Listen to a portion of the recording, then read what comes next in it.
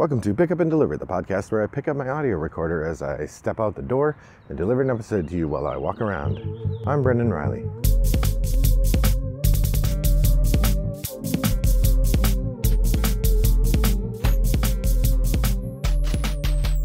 Well, good morning, listeners. It's a lovely day here in suburban Chicago. The birds are chirping, the commuters are on their way to work, and I'm out for a little stroll.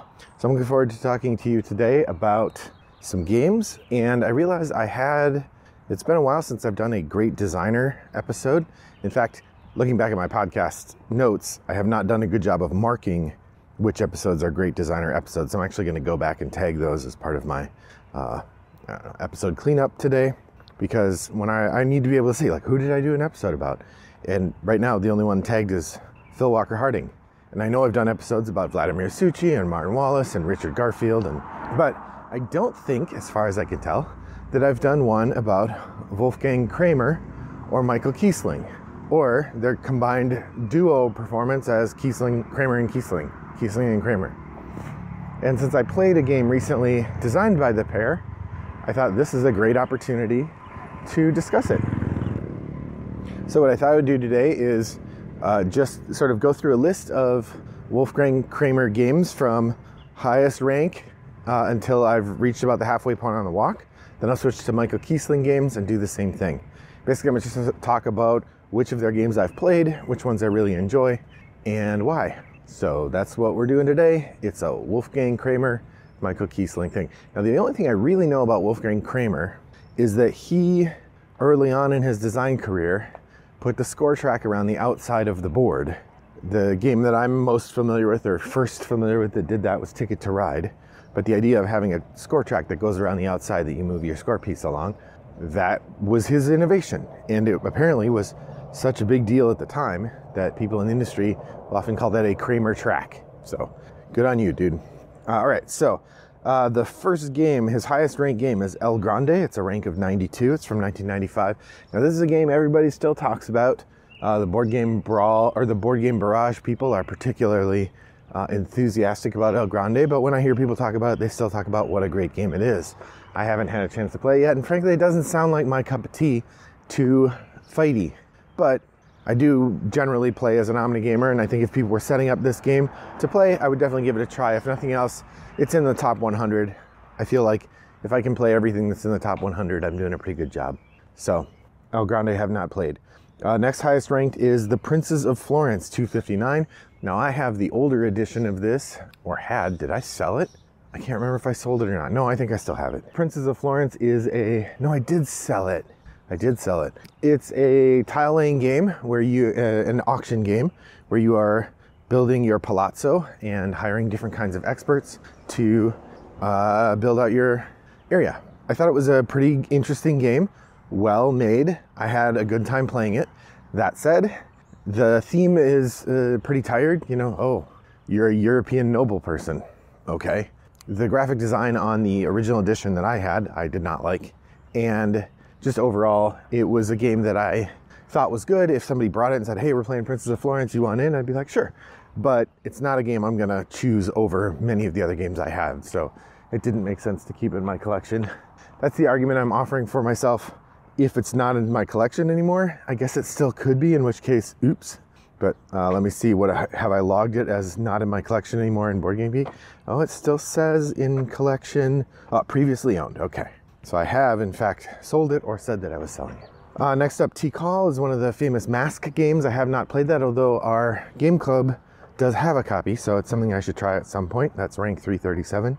Downforce, rank 417. This is a car racing game, and the interesting part of it is that you own one or two cars, and then you're betting on these cars, and you help the cars move by playing cards. And a big part of the game is just sort of moving cars in a way that somebody else can't move the car that they want to move, is kind of the big thing. So it's a car racing game. I think it's fine. There's not a whole lot. I mean, it's very tactical, and I'm sure you can get really good at it versus not being good at it. It's a fine time, and again, this goes in the category of, sure, I'd play it if somebody's getting out. Not a game I'm all that keen to get. Though I think if I found a copy at Goodwill for $3, I would pick it up. Mostly for my game club at school. But yeah, not a game I'm driven to own. It's Downforce. Next up, Colosseum. I hear a lot of good things about Colosseum, but I have not had a chance to play it myself. Rank 618. Take 5, I don't know what that is. Torres, rank 726. Now this is a game I do have. I bought it pretty early in my board game buying, in my modern board game buying career, which started in like 2010 maybe. It's when I really started like starting to buy games occasionally and pay attention to the hobby. I don't know, look back at when Tabletop was on, when that was on the air, I was diving into the hobby again. I mean, I've been in board games my whole life, but sort of modern incarnation. I think I got it in a math trade because I'd heard it's good, and it is really good. It is a action selection game. It's one of the first games I played that used action points, and you had a number of different things you could do on your turn with your action points. And you have these little cards that let you do stuff, and you're building these towers, and the person who sort of builds the best towers or the most successful ones earns the points. As somebody who just recently played Porta Nigra, which I'll talk about in a future episode, I guess I've given away something for the top of the stack. Whoops. You can definitely see, well, for one thing, you can see the literal inheritance in Porta Nigra because it's got the little bricks that are a key part of Torres. But Torres has this really interesting mechanism where you're trying to take control of these towers and you're moving your little knights around.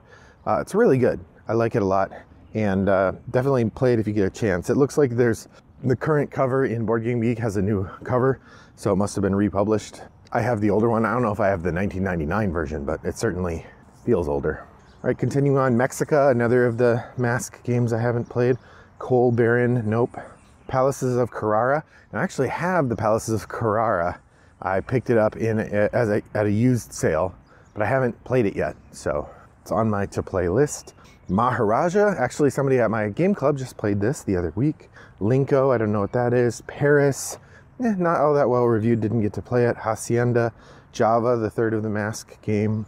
Wandering Towers, that's a game I keep seeing at my board game store, and it looks pretty cool. It was a little more expensive than I wanted to pay for a game I didn't know much about. But we designed 6 Nimit. Oh, we just got to Porta Nigra, rank 1475 on Board Game Geek. It was pretty fun. I'll talk about it more in another episode, but well worth a look if you get a chance. Asara, I don't know what that is. Renature, that's a game I saw a number of times on the shelf. I don't think I noticed it was a Kramer game. Looked interesting, but again, you know, there have been a whole bunch of nature-themed games in the last few years, so it's sort of white noise. Pueblo, I don't know what that is. Adventureland.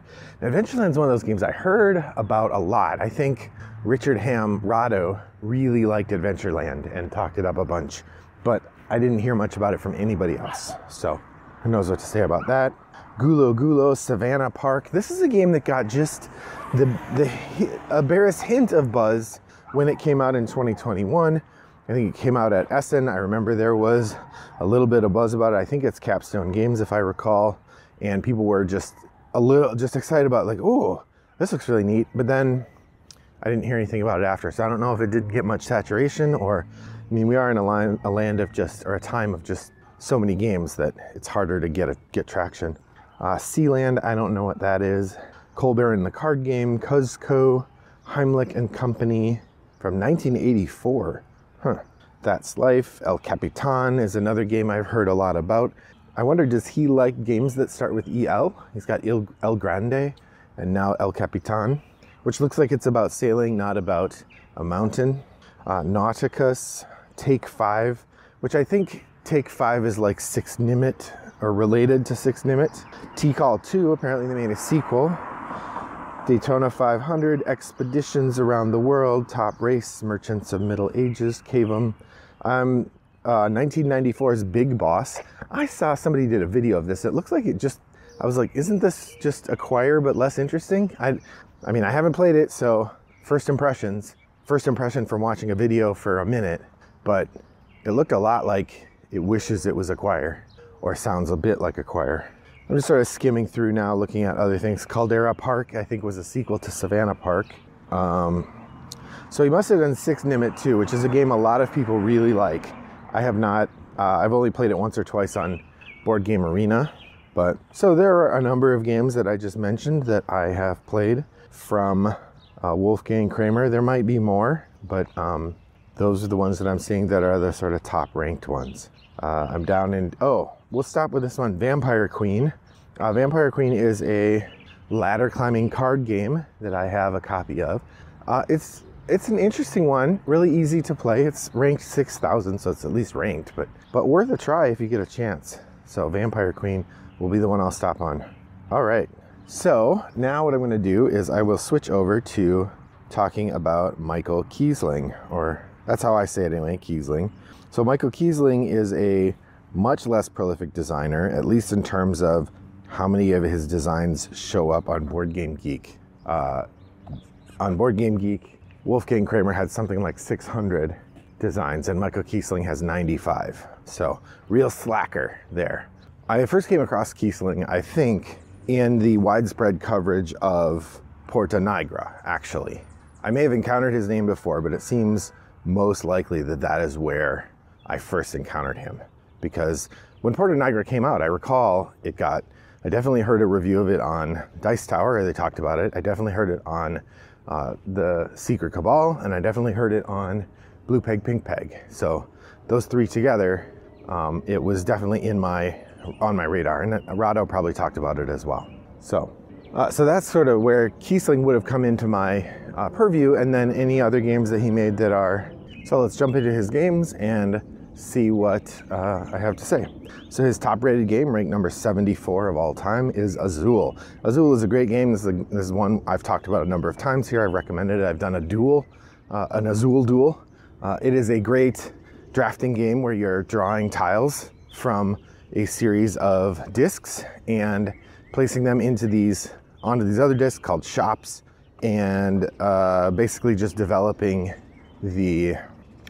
trying to score by collecting certain numbers of tiles in the right order. It's really fun.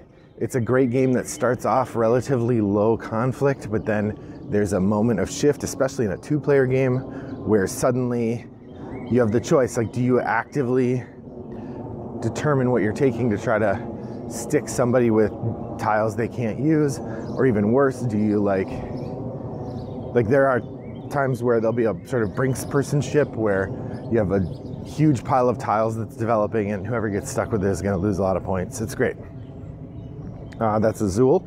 Number 188 is Azul Summer Pavilion. This is the third in the Azul line. It's the second sequel, and this is my wife's favorite, although I will confess we do not have Azul Queen's Garden. Basically, when Stained Glass of Sintra came out, the second one, the reviews were mixed, and I played it and I didn't think that much of it.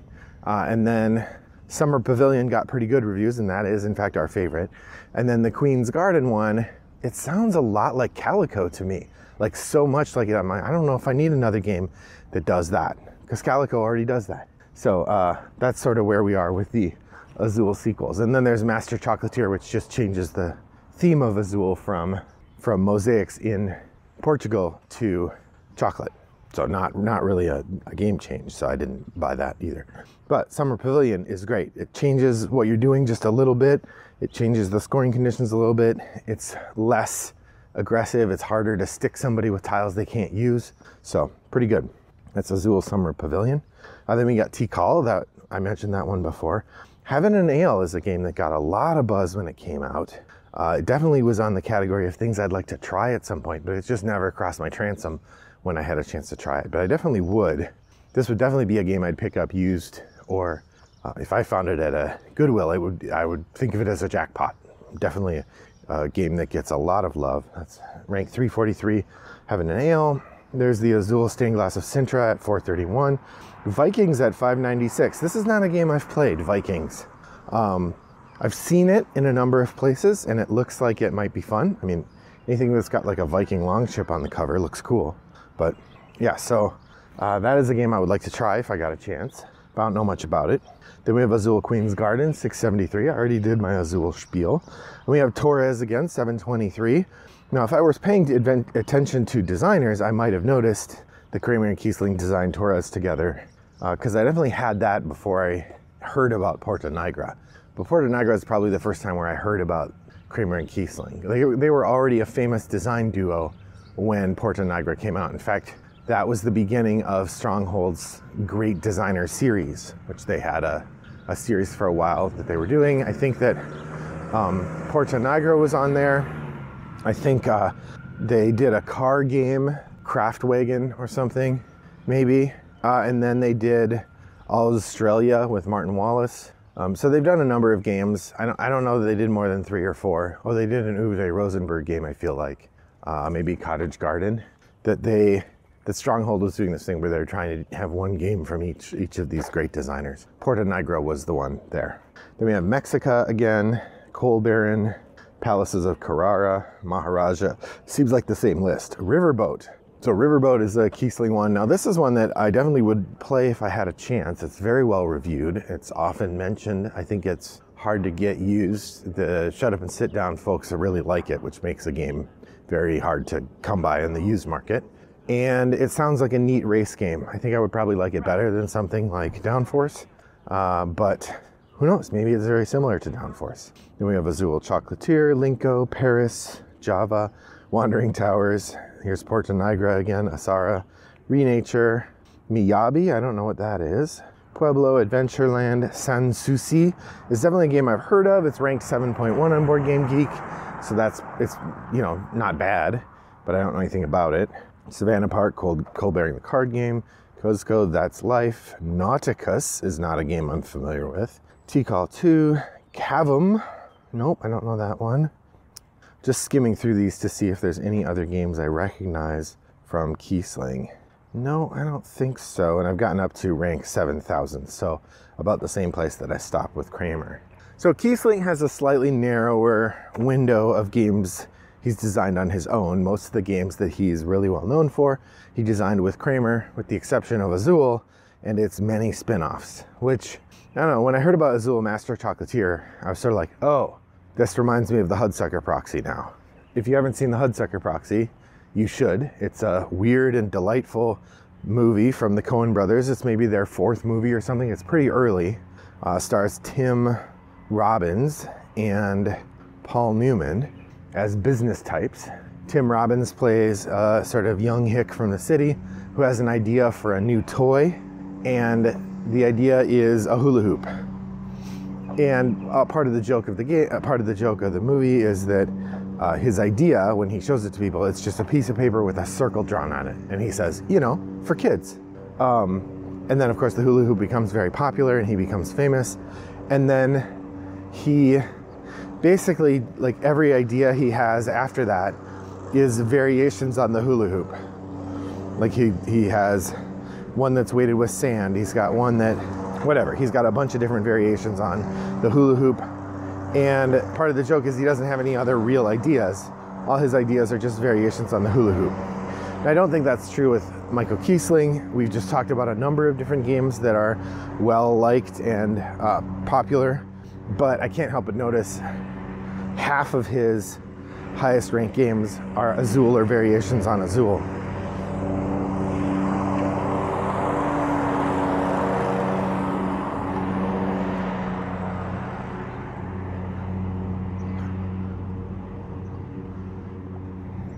Now, please don't interpret this as shade throwing. No shade here. I certainly would throw lots more stuff at the wall if people were eager for a thing I made, right? If I made Azul and they're like, we'd love to see some more Azul, and then people like that too, why wouldn't you keep doing that? At least in part as a way to keep your name out there, keep people interested in the things you're doing. You could try new stuff. I mean, Azul Queen's Garden is such a different game from Azul. It's only the lightest relationship, honestly, from what I've read. But the design pedigree is a little smaller there. Nonetheless, Kramer and Kiesling are a renowned duo who have made a lot of different games, and doing this really does make me want to take a look at the Mask trilogy, particularly because I definitely have Tikal and maybe Java available to me in the Board Game Club library. So yeah, that would be really fun to do. Well, that brings me to the end of my walk. What Kramer and Kiesling game is your favorite? Which Kramer game is your favorite? Which Kiesling game is your favorite? I want to know all 3 of those, and you can tell me by going over to Board Game Geek Guild 3269 and posting in the forums there. I'd love to see it. What other great designers do you think I should spend a little time talking about? I'd love to hear that too. You can let me know also on the Board Game Geek forums, or you can send me a direct message. Wombat929 is my username on Board Game Geek, or you can email me, Brendan@Rattlebox Well, thanks for joining me on my walk today. I hope your next walk is as pleasant as mine was. Bye-bye.